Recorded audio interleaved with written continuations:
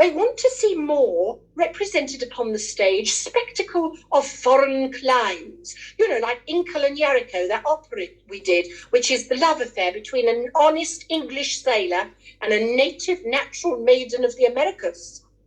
Or they want to see things that reflect the empire that's a-growing.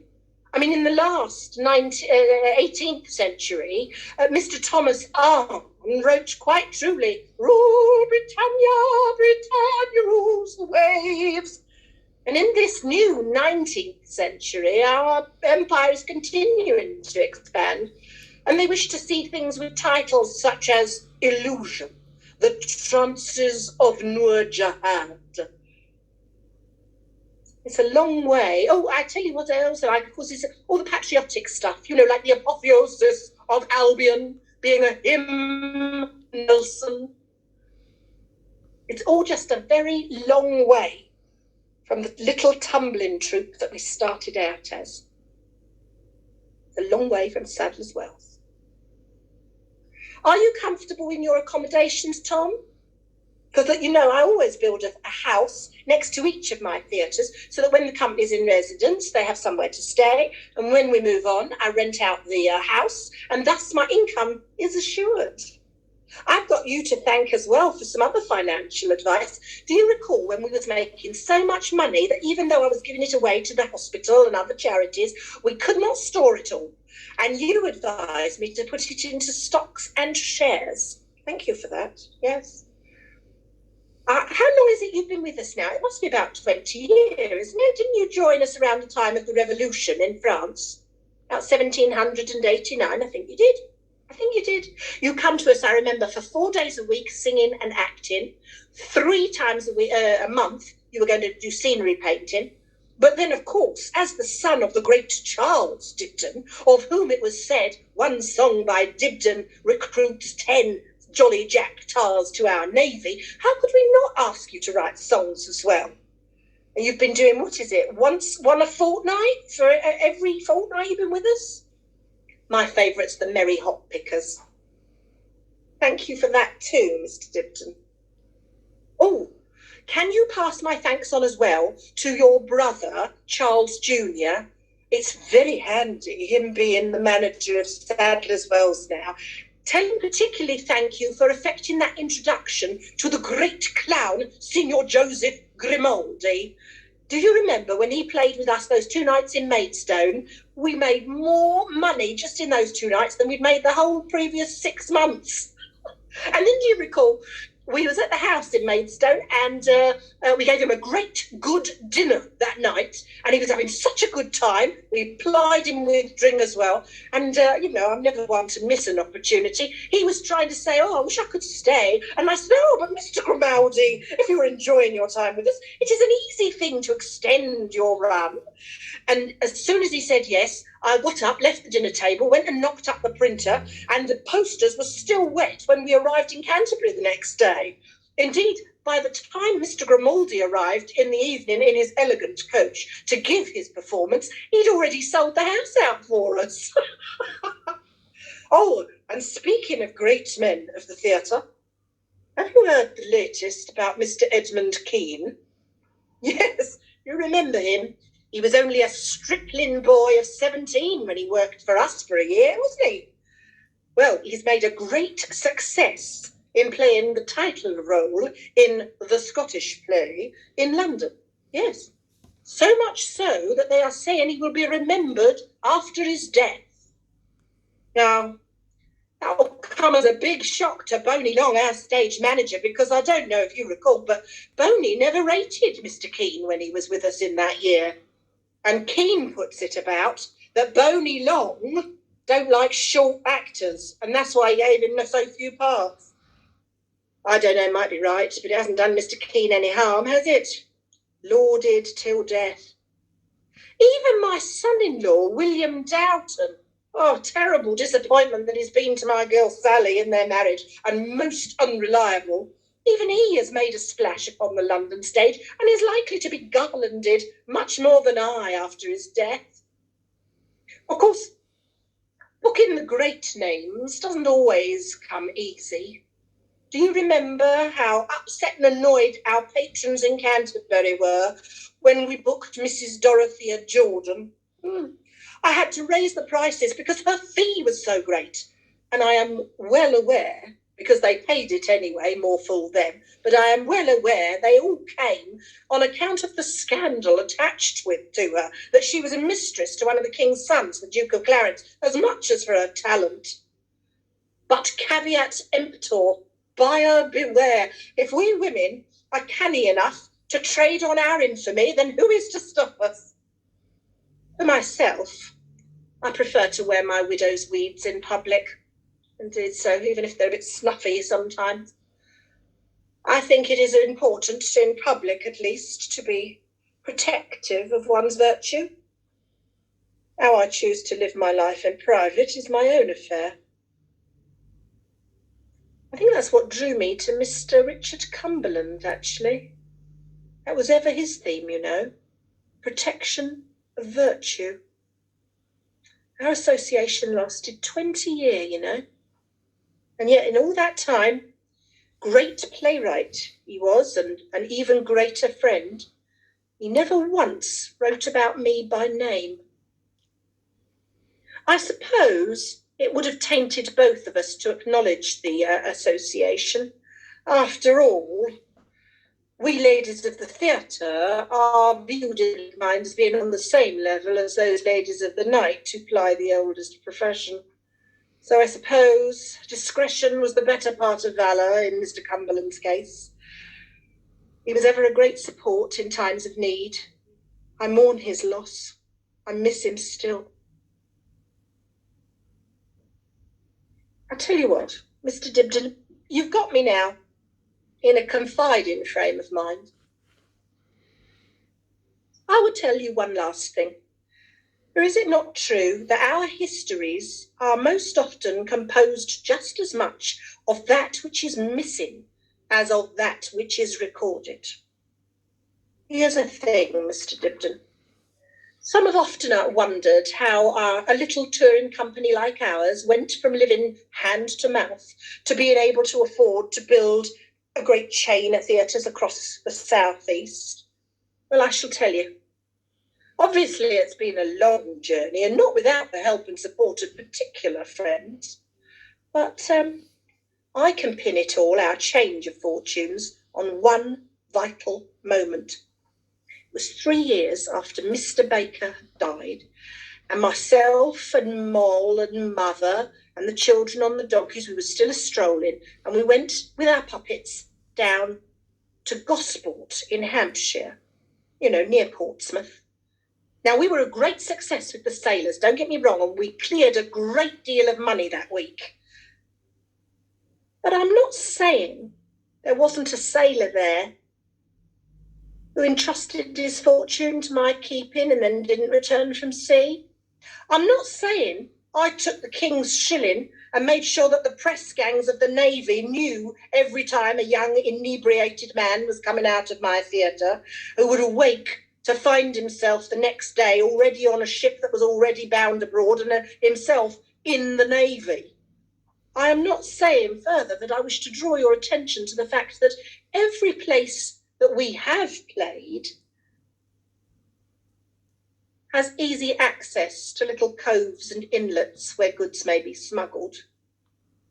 But it is worth noting, from that day to this, we never returned to Gosport nor made it a part of our regular itinerary.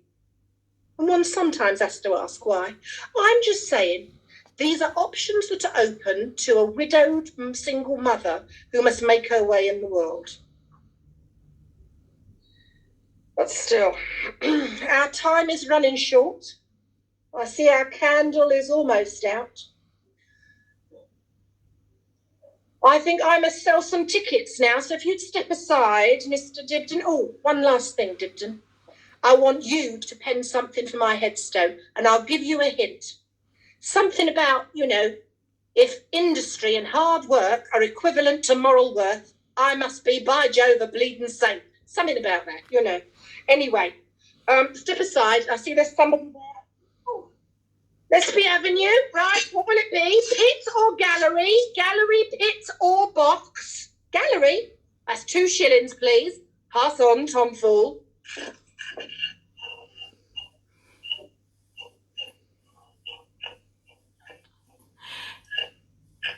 Bravo! Bravo!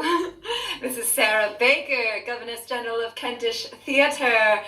It has been such a pleasure to have you with us this evening. I'll give you a moment, my lady.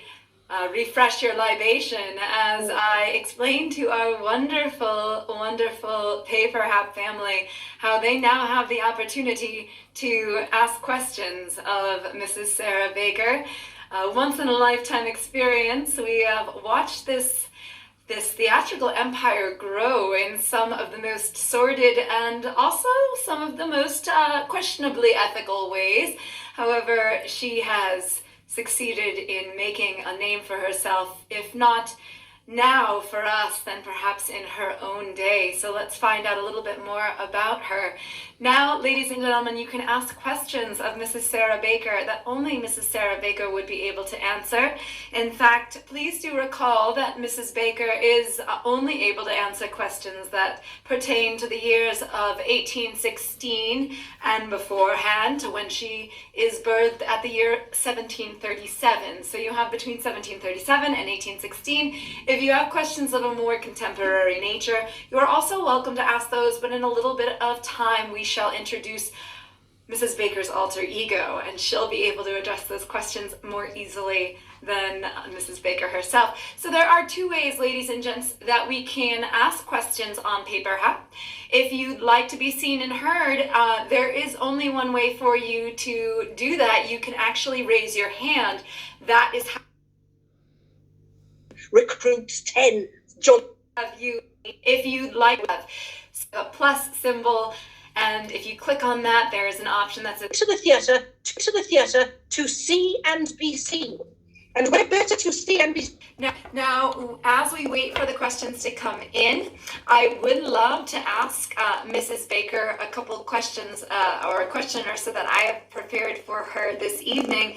And Mrs. Baker, I'm going to add your spotlight as well so that all of the guests and the Paper Hat family can see us both together. My goodness, my lady, it is a delight to see you, and what a phenomenal and entrancing story you've had for us this evening. I would love to know a little bit about this Licensing Act of 1737.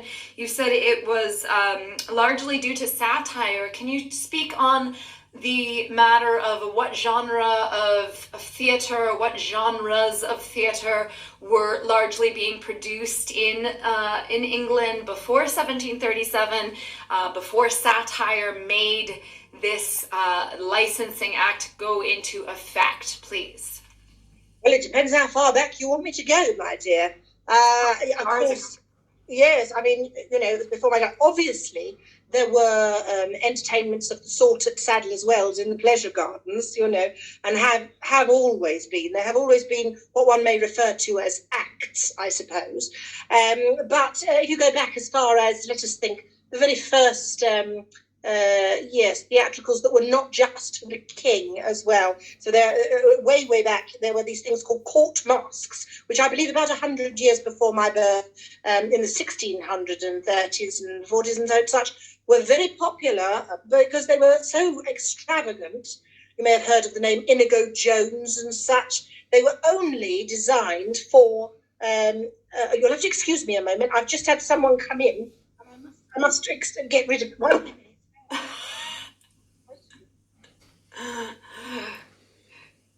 I am so curious as to who has come in. I hope it's a cameo guest star that we're not expecting this evening. Oh, Mrs. Baker, you always keep us on our toes.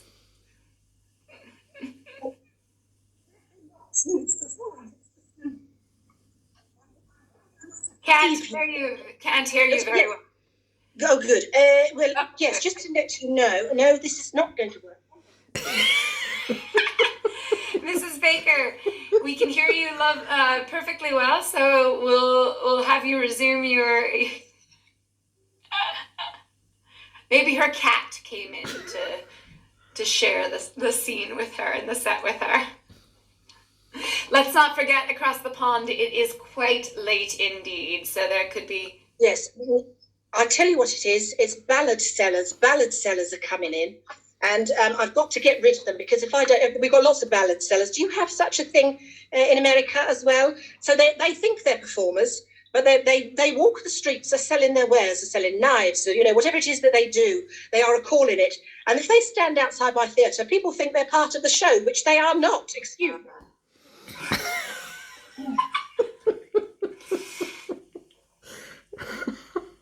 Well, nevertheless, I see some questions coming in from our guests and Paper Hat family. So when she returns, we will make sure we address the question of Mr. John Rice. So, Mrs. Sarah Baker. Yes. You are good to go, my dear. 2 shillings seems a bit steep for the gallery.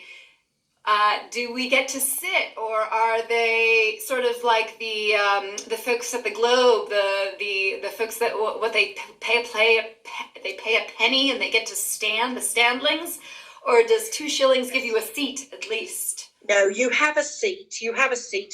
If there is a second gallery, an upper gallery, that is where you may stand. I'm very concerned if I'm going to disappear suddenly. Oh no, I think I'm all right. Yes. But no, I tell you what it is. It's because the gentleman who put that question has obviously never been inside my commodious interiors. I mean, the gallery, people in England, I don't know if it's the same in America, come to the theatre to see and be seen. And we're better to see and be seen than when you are raised up. So not only do you get an excellent view of the stage and the performances, but others can gaze upon you as well. It may be that in time to come, what we now call the gallery will become known as the dress circle, because, of course, your dress can be admired. Oh. Yes. But no, my theatres are a cut above, I must say. 2 shillings is not that expensive, really. I mean, not for a whole night of entertainment, all the many performers that I put in front of you, not to mention the scenery. I mean, no, I will not have it said that 2 shillings is expensive. So another question from Mr. John Rice. Thank you, John. It's so good to see you.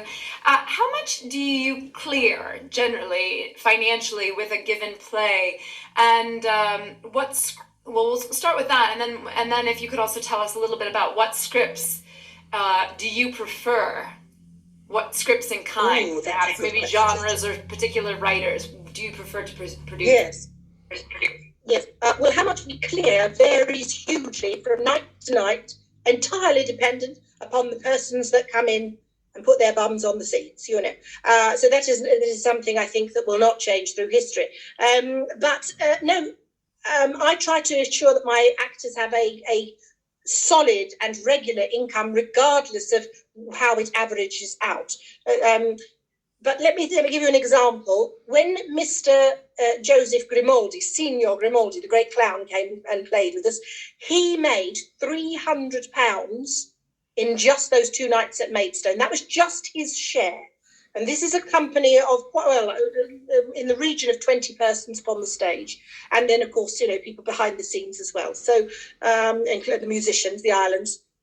You see, it also depends how many we choose to employ at any time. So the islands, for instance, when we did Inkle and Yarrico, which I think I mentioned the first time, our orchestra, it's written for full orchestra, scored for full orchestra, we had 2 fiddles and a bass, that was it. But on occasion, if I'm feeling flushed because we've had a good time before, I will employ additional musicians, and so we will expand the company, and so we can present bigger pieces, and so hopefully we attract more punters. I am very aware that is the deep pockets of the nobility. That's why you want them. I have no wish to bow and scrape to royalty and title, as I hope for you have gathered. Because as to your second question,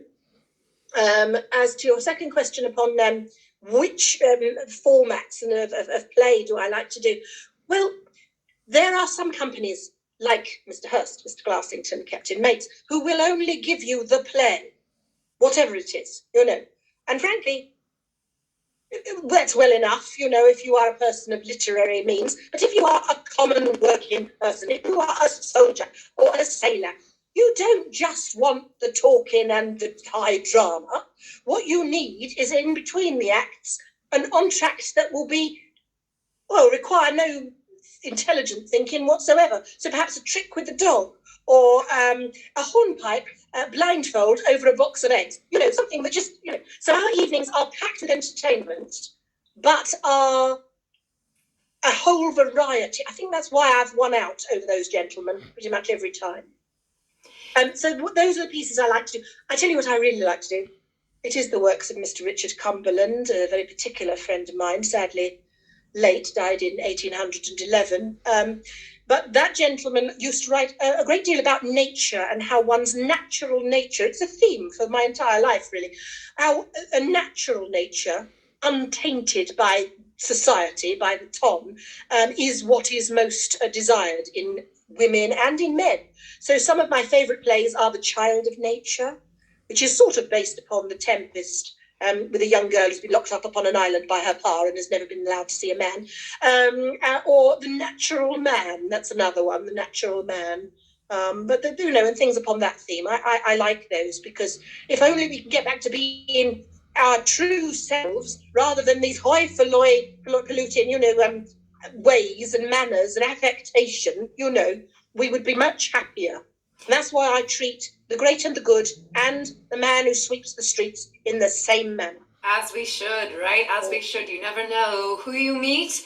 As lowly as they may seem in that moment, they may one day be the person who is deciding your fortune and your fate. So I do agree, Mrs. Baker, that is probably one of the most soundest, wisest bits of good advice you could share with our Paper Hat family this evening.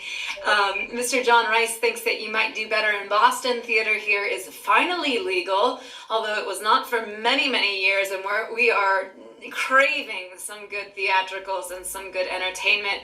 But we have some other questions that have actually come in, Mrs. Baker. So I do want to share, there is a question here from our friend Jody Barnard, who would love to know how long, General, and folks, if you want to be seen and heard and ask Mrs. Baker your question yourself, you are welcome to do so. Just please do raise your hand and I can unmute you. How long, Mrs. Baker, how long do actors and actresses tend to stay with your troupe? Do you have trouble with them drinking or participating in licentious behavior otherwise? I know you gave us some stipulations, they can't be debtors, but what other stipulations do you find yourselves perhaps maybe needing to enact upon them, and how long do they stay in your troupe? It is noteworthy, Mrs. Calora, am I saying that right? Calora. Thank you. You say all the vowels.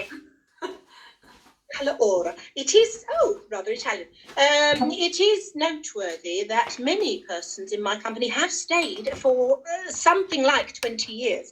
Mr. Moses Lawrence, who we lost some years ago, went off and did other things on account of a falling out with my sister. Let's not go into that.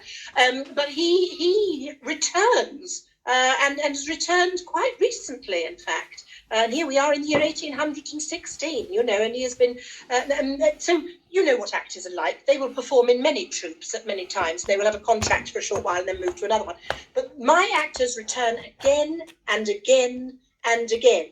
And the ones who don't come back, it's because I or one other member of my company finds them, objectionable somehow. And that is the way one weeds out the drunkard and the idle person. Sure. So no, I do not suffer overmuch with, certainly not with drunkenness in my company.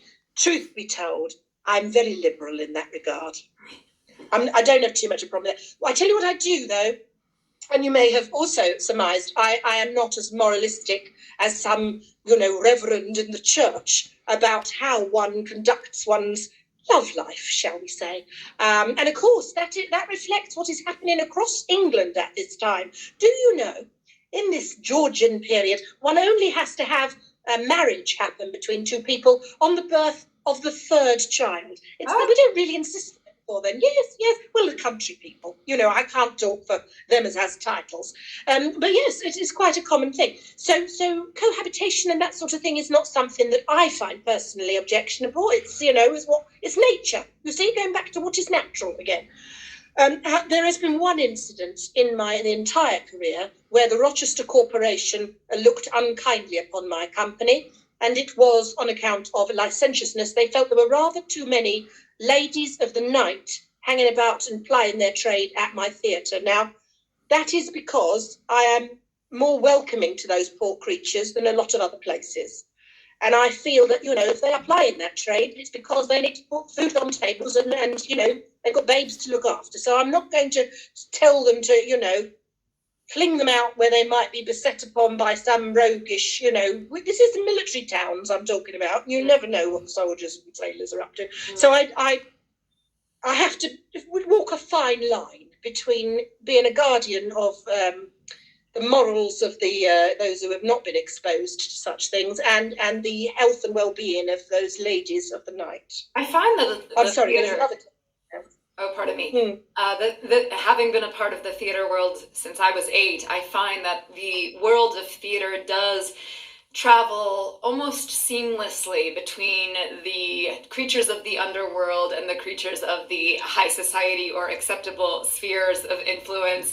And I find that makes us very capable of understanding those who are less fortunate than us and have to perhaps resort to less or more unsavory and less societally acceptable methods of making a living. Yeah, that's the grace of God. Yes. Yeah, yes. We are surrounded by folks of varying trades and varying talents, and we become accepted, much more acceptable, and accepting of many of them. So I'm going to move on here, Mrs. Baker. We have lovely questions that have come in. Thanks so much to the Paper Hat family. And again, if you'd like to be seen and heard, just raise your hand so that I can unmute you. So we do have a question here from Janet Platt. Did you personally, Mrs. Baker, have theatrical experience before you went strolling and before you began this sort of empire which you have built? Lord bless you, yes. I mean, effectively, I was bred up at Sadler's Wells as a dancer, and I even did a turn on the slack wire, and indeed playing of the glasses. That's a little act of mine that I can do.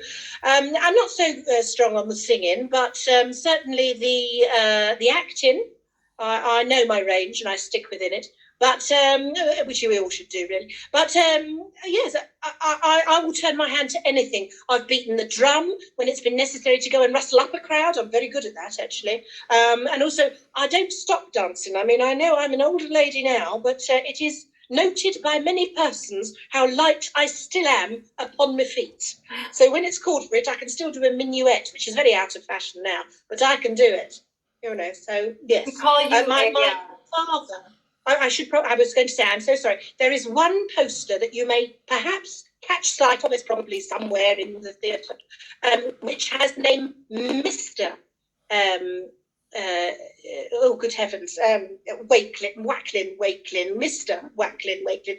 Now, it is unknown who this Mr. Wakelin is, but the poster itself is from before even my mother ran the Sadler's Wells Company. So it is possible that my father or even a grandfather, who knows, may have had some hand in that. But I have definitely been bred up to it.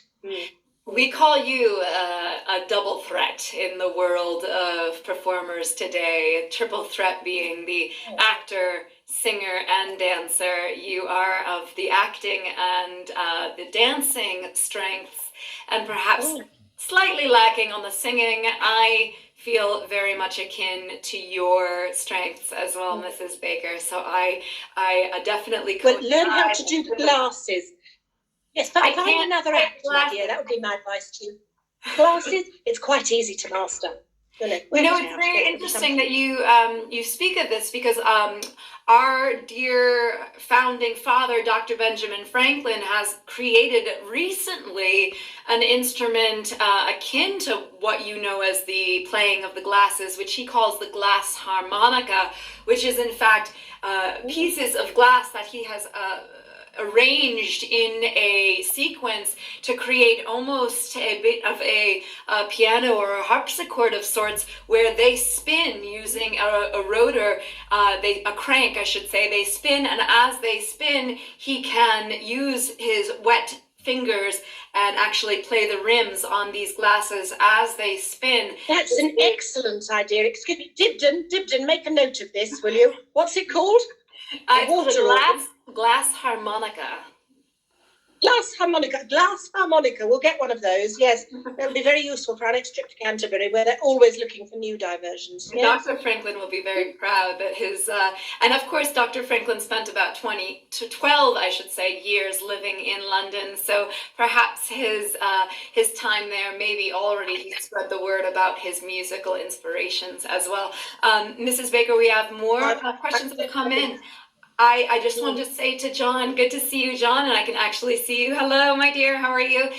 You've asked, how did she come to learn to be a theater manager? I think she has addressed that in that her family did own the theater, her mother as well, so she learned from being born into the trade. Is that correct, Yes. Mrs. Baker? It's only, well, yes, to an extent, my dear, to an extent, yes. I mean, I think one learns on the job, as it were. You know, I have an aptitude for numbers, you know, pounds, shilling and pence. I'm also not given to excesses in any way. And I think as a character for building a business, that's probably good. In fact, it is noted how abstemious I am in both, you know, what I spend on myself and also, you know, how I conduct myself. But I'm noted for my generosity towards others. So, you know, one just has to, as we said before, look out for people, because if one is fortunate enough to have a way with the acquiring of money and the keeping of money, you know, and perhaps actually it's worth saying there is also possibly the one has to be, I think we mentioned before, willing to dwell in the grey areas of ethics as well as the black and the white, and that helps, I think, with the astute management of any business. Yeah. So that's all. I think it's part of my character. It's part of my nature that has enabled me to manage the things as I have. One thing that you mentioned reminds me greatly of when I visited down in what you would call the southern colonies of the American colonies of Great Britain, but now we call the United States of America, is that there are many taverns that set up near tunnels that are used to smuggle goods and even people. And as you say, you operate in the gray areas. How much of a kickback were you receiving to perhaps lend your services to get these drunkards onto? I refuse, madam, I refuse to dignify that with a response. But I can neither confirm or deny my involvement in activities which are forbidden by law. I can only yes, mention too, yet again, you know, in Tunbridge Wells, where we played most often, I had a little wooden theatre there, and Tunbridge Wells, that whole area is known by the Hawkhurst gang. Now, you know, it's quite a way inland, is Tunbridge Wells, and yet it was the very hub and centre of a great deal of dealing in untaxed goods. Well, we have a large and long and salty history of piracy and privateering, I should say, in this nation as well. So we can definitely sympathize, empathize, and relate. I think now being 8:51 p.m. Eastern time, of course, you are on Greenwich Mean Time, my dear, so you're long ahead of us. It is a good opportunity to introduce our Paper Hat family to your alter ego. And we do have a couple more questions that have come in, but we will address them to our performer who is with us this evening. And ladies and gentlemen, now you can also ask questions to our performer who I'd like to introduce to you. Her name is Kate Meshidou. Now, for 16 years, Kate Meshidou was the creative director of Past Pleasures Limited. She produced costumed interpretation at the Tower of London and Hampton Court Palace for the historic royal palaces. Nationally, Kate has played and produced events at historic sites spanning 2,000 years of English history. She first discovered Mrs. Sarah Baker over many years, portraying her at the annual Pleasures on the Pantiles Festival at Tunbridge Wells. in the United States, Kate has worked as a consultant at Colonial Williamsburg, which is sort of the mecca for us historical interpreters in this nation. Kate created her own company called Mrs. Baker's Medway Theatre Company, Limited in January of 2020. Good timing, Kate. I know the feeling, my dear. We did not know what was about to come upon us in 2020, yet you have fared well in pivoting as we have. History overtook Kate's plans, and she has now moved online. Kate continues to build an immersive empire of productions and arts tours with local relevance to her historical dockside hometown of Chatham, in Kent, in the United Kingdom, which is where she is joining us from this evening. So I'd love to ask folks if you have questions for Kate in the last few minutes of this live stream this evening. Welcome, Kate. Thank you so much for joining us all the way from Kent in the United Kingdom. We're so thrilled to have our first international solo guest artist. We'll watch for the questions coming in, and I also have a couple questions that have come in that were still in regard to Mrs. Baker, but I think you can still answer them. From one of our troop members, in fact, did Mrs. Baker's children take over the theater, or did they decide to sell it? And how long after her death did the theaters close? Oh, that's a very good question. Thank you. I'm so glad that you were interested enough to ask about what happens next. No story is ever really finished, isn't it? Because there's always what happens next. There's always ambition, aspiration, whatever. Yes, William and Henry Dowton did indeed take over her theatres. And exactly as she worried, they didn't do too well. And we're told by Charles Dickens himself, who I think got a mention earlier, that he revisited his hometown of Chatham, which he refers to as Dullville in one of his works. But he revisited, and he goes back to Mrs. Baker's theatre to see if it was as magical as he remembered when he was a boy, when it was newly under the management of Dowton boys. And when he goes back, he is deeply disappointed because the theatre is not operating. So this is, I suppose, in the 1830s, perhaps, even as late as the 1830s, probably the 1840s. What is happening is somebody calling himself a stage manager is selling illegal alcohol smuggled out of the cellar. Yes, and he's telling you he can get hold of a lot of other things as well. Yeah. So, yeah. Oh, very. It's by that time it's yeah. One of my great nephews, I think Mrs. Baker's great grand nephew, goes to America and does go to America, I believe, in a theatrical capacity. But more than that, that's another story for another time. But that's in the again to the mid-Victorian period. Interesting. Yeah, the theaters do become a place for. We find sordid activity, especially when there's prohibitions of certain vices or recreational substances that we tend to imbibe and enjoy. So I'm not at all surprised by this explanation and by what's happened with your children. It is difficult for children who grew up in an empire to know really the struggles of continuing its success and continuing its prominence.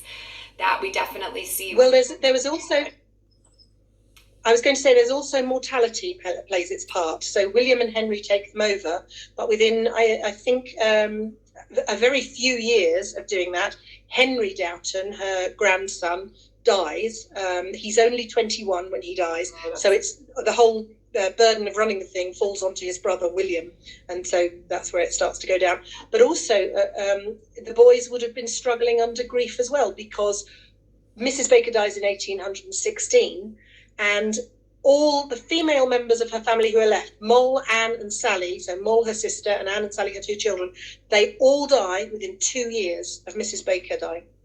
And it's almost as if she was the glue that was holding the family together, and then it just all goes, because she has a very long life. I mean, 1737 to 1816. And that's for those days. That's we do have a question from one of our Pay Perhaps subscribers, Trisha, who would like a little bit more elaboration in terms of the various ways that Mrs. Baker raises her funds. Obviously, we know that she raises her funds from ticket taking. We've also found that there might be some sort of illicit behavior occurring with pressing sailors, pressing drunkards into service in the Royal Navy. But it seemed that there were other things that were mentioned, and perhaps forgive our American ears, the English accent can be difficult to understand at times. Can you sort of give us a rundown of how Mrs. Baker collected her royalties or her income? Yes. Gosh. Well, when she did do stocks and shares, so largely when she had stocks and shares, so she invested on the stock market, which of course was created through the coffee houses originally in London. So if you go back to the 1620s, I think 1630s.